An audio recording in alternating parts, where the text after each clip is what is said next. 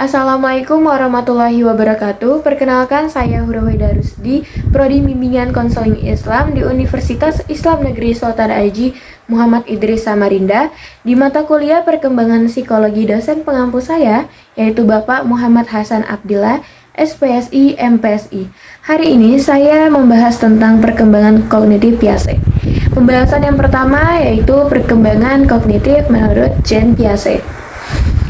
Teori perkembangan kognitif Piaget adalah salah satu teori yang menjelaskan bagaimana anak bisa memahami objek dan kejadian-kejadian di sekitarnya.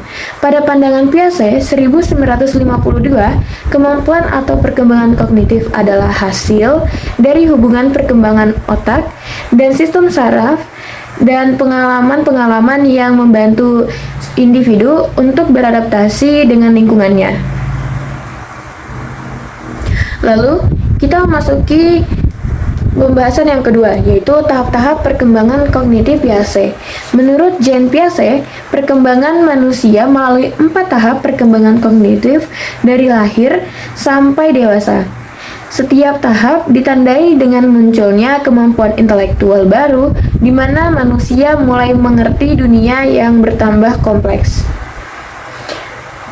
Yang pertama itu kita membahas tentang periode sensor motorik. Ini masuk ke tahap-tahapan ya. Yang A, subtahapan skema refleks muncul saat lahir sampai usia 6 minggu dan berhubungan terutama dengan refleks. Lalu yang B, subtahapan fase reaksi sirkular primer dari usia 6 minggu sampai 4 bulan dan berhubungan terutama dengan munculnya kebiasaan-kebiasaan. Yang C, subtahapan fase reaksi sirkular sekunder muncul antara usia 4 sampai 9 bulan dan berhubungan terutama dengan koordinasi antara penglihatan dan pemaknaan. Yang D, subtahapan koordinasi reaksi sirkular sekunder muncul dari usia 9 sampai 12 bulan saat berkembangnya kemampuan untuk melihat objek sebagai sesuatu yang permanen walau kelihatannya berbeda. Kalau dilihat dari sudut pandang yang berbeda juga, permanensi objek. Yang E, subtahapan fase reaksi sirkular tersier muncul di usia 12 sampai 18 bulan dan berhubungan terutama dengan penemuan cara-cara baru untuk mencapai tujuan.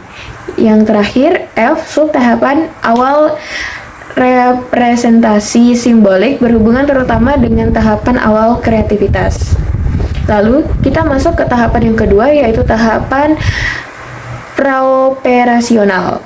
Menurut Piaget, tahap praoperasional mengikuti tahapan sensor motorik dan muncul antara usia 2-6 tahun. Dalam tahapan ini, anak mengembangkan keterampilan berbahasanya. Mereka mulai mempresentasikan benda-benda dengan kata-kata dan gambar. Bagaimanapun, mereka masih menggunakan penalaran intuitif, bukan logis.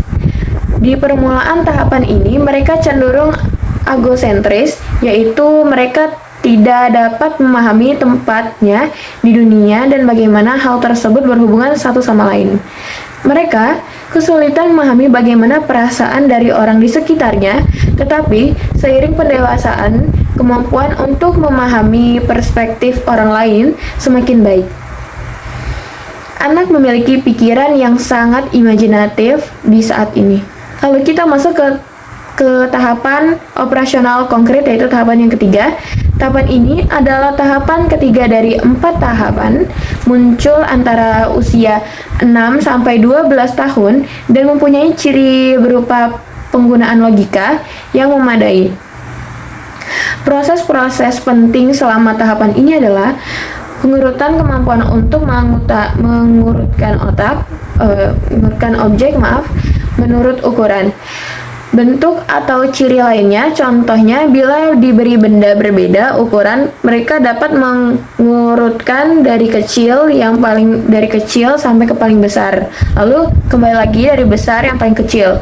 Lalu kita masuk ke klasifikasi, kemampuan untuk memberi nama dan mengidentifikasi serangkaian benda menurut tampilannya, ukurannya, atau karakteristik lainnya. termasuk gagasan bahwa serangkaian benda-benda dapat menyertakan benda lain ke dalam rangkaian tersebut. Anak tidak lagi memiliki keterbatasan logika berupa animisme atau anggapan bahwa semua benda hidup dan berperasaan. Lalu decentering itu udah mulai tuh pertimbangan ada beberapa aspek dari suatu permasalahan untuk bisa memecahkan. Sebagai contoh, anak tidak akan lebih menganggap cangkir lebar tapi pendek lebih sedikit isinya dibanding cangkir yang lebih kecil. Lalu kita masuk lagi ke reversibility. Jadi anak mulai memahami bahwa jumlah atau benda-benda dapat diubah kemudian kembali ke dalam awal. Untuk itu anak dapat dengan cepat menentukan bahwa 4 tambah 4 sama dengan 8, 8 kurang 4 akan sama dengan jumlah 4 sebelumnya. Lalu kita masuk ke memahami bahwa kuantitas, panjang atau jumlah-jumlah benda adalah tidak berhubungan dengan pengaturan atau keterampilan objek atau benda tersebut. Sebagai contoh, bila anak diberi cangkir yang seukuran dan isinya sama banyak, mereka akan tahu bila air dituangkan ke gelas lainnya yang ukurannya berbeda. Air di gelas itu akan tetap sama banyak dengan isi cangkir lainnya.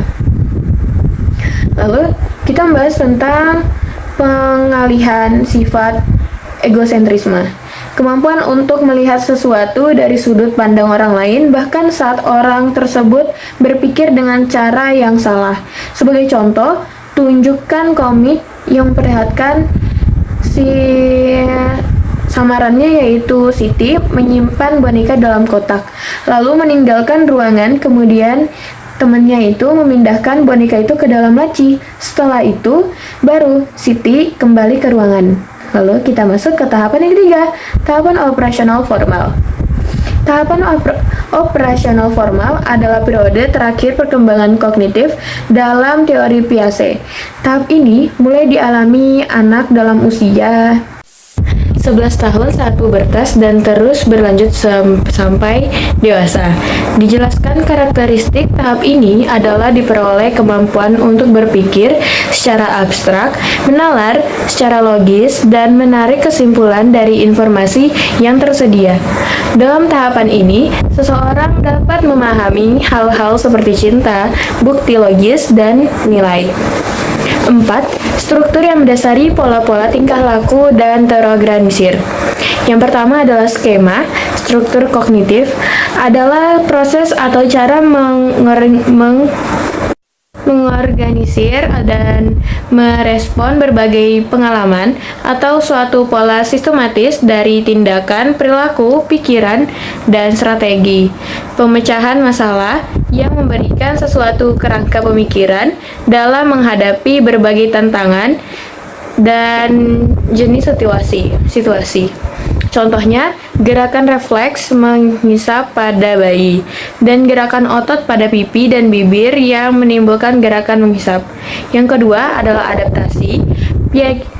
Piaget menggunakan istilah ini untuk menunjukkan penting pola hubungan individu dengan lingkungannya dalam proses perkembangan kognitif. Piaget meyakini bayi manusia ketika dilahirkan telah dilengkapi dengan kebutuhan-kebutuhan dan juga kemampuan untuk menyesuaikan diri dengan lingkungannya.